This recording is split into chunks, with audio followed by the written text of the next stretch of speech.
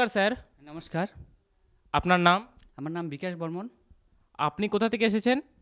আমি বালুঘাট থানা ত্রিকুল, গ্রামের নাম ত্রিকুল থেকে এসেছি। সন্ত রামপালজি মহারাজজির কাছ থেকে আপনি নাম দীক্ষা কবে নিয়েছেন? 15/9/2022। সন্ত রামপালজি মহারাজজির কাছ থেকে নাম দীক্ষা নেওয়ার আগে আপনার যে জীবন কাহিনী ছিল, জীবন কাহিনীর বিষয়ে আমাদেরকে একটু বলুন। হ্যাঁ, আমি আগে খুব শিবের ভক্তি করতাম। আম, কিন্তু আমার জীবনে অনেক কষ্ট হয়। আমি কাজ, তারপরে পাথরের কাজ করি। পাথর কাজ করতে করতে আমার মানে দিন আনি দিন খাতে খাতে আমার মানে আর্থিক দিক অবস্থা খারাপ ছিল।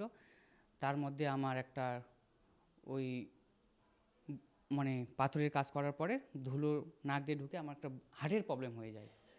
তার জন্য আমি রাত্রে ঘুমাতে পারতাম না। আমার প্রচণ্ড ব্যথা হয়ে যায়।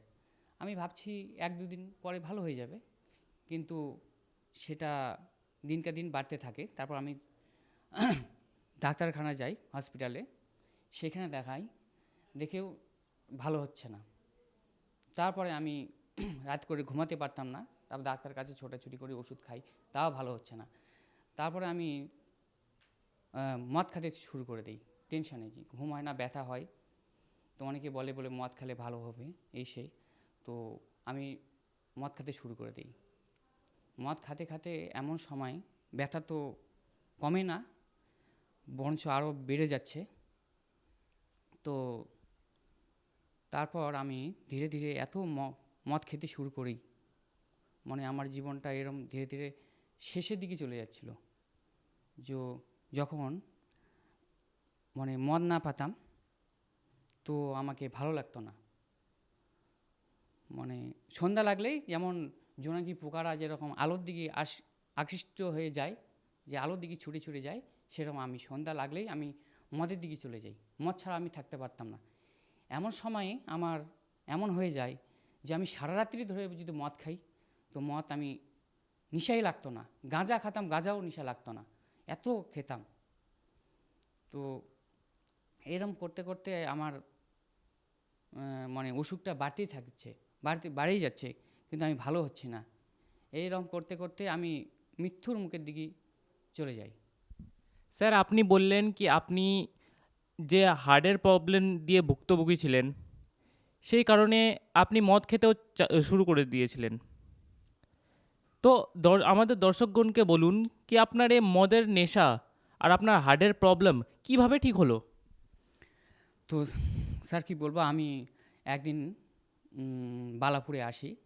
তো আসে মানে আমি মানে একটা ভগতের কাছ থেকে মানে শান্তারাম পালজি মহারাজের জ্ঞানগঙ্গা বই পাই।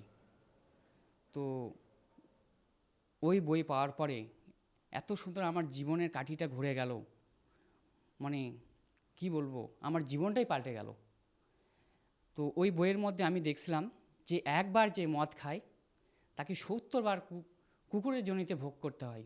আর কুকুরের জনিতে ভোগ করার যে কত কষ্ট, কারো দেখছেন তো, কেউ গাড়িতে অ্যাক্সিডেন্ট হয়ে যাচ্ছে, কিন্তু কেউ চলতে পারছে না, কেউ খেতে পারে না, কত কষ্ট। শুধু এইটুকু মদ খেলে সে 70 বার কুকুর হয়। তাহলে আমি ওই দেখে আমার মাথাটা খারাপ হয়ে গেল। তারপরে আমি ওই বইয়ের অমূল্য বইটা পড়তে থাকি। পড়ে আমি শান্তারাম পালজি মহারাজের কাছ থেকে নাম দীক্ষা নেওয়ার পরে সে আমার মদ খাওয়া চলে যায়, এবং আমার ধীরে ধীরে আমার বুকের ব্যথাটা চলে যায়। স্যার, আপনি বললেন কি সন্ত রামপালজি মহারাজজির কাছ থেকে নাম দীক্ষা নেওয়ার পর আপনার এই মদের নেশা থেকে আপনি বেরিয়ে আসতে পারেন।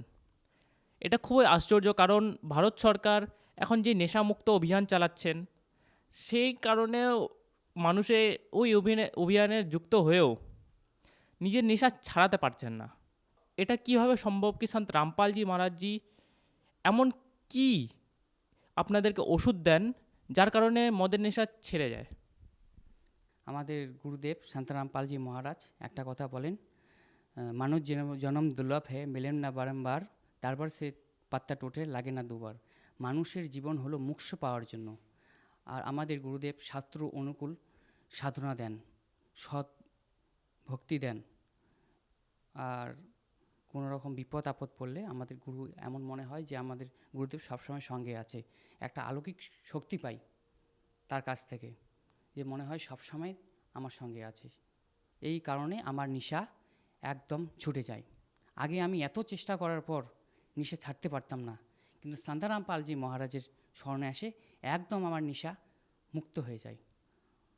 আমি অনেক চেষ্টা করেছিলাম এর আগে, কিন্তু ছাড়তে পারিনি। কিন্তু আমাদের গুরুদেব একবারেই আমি ছেড়ে দিয়েছি নাম নেওয়ার পরে।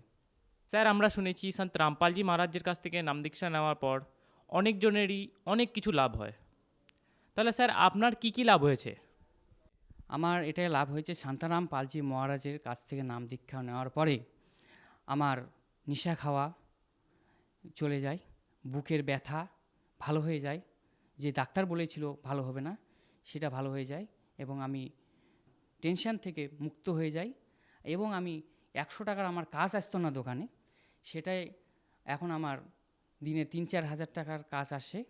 একটা কাজ শেষ না হতে আরও কাজ আসতে থাকে, এবং আমার সারাদিন সারা রাত কাজ করলেও আমার কাজ শেষ হয় না।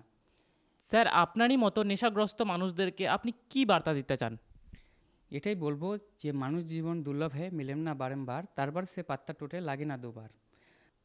আগে আমি যে দেখলেন তো আমি মদ খেতাম, আমার কাজ আসতো না, এবং আমি টেনশান এবং সংসারে অশান্তি থেকে যদি আপনারা মুক্ত যদি হতে চান, তাহলে আমাদের তত্ত্বদর্শী শান্তারাম পালজি মহারাজের নাম নিয়ে আপনাদের জীবন কল্যাণ করান।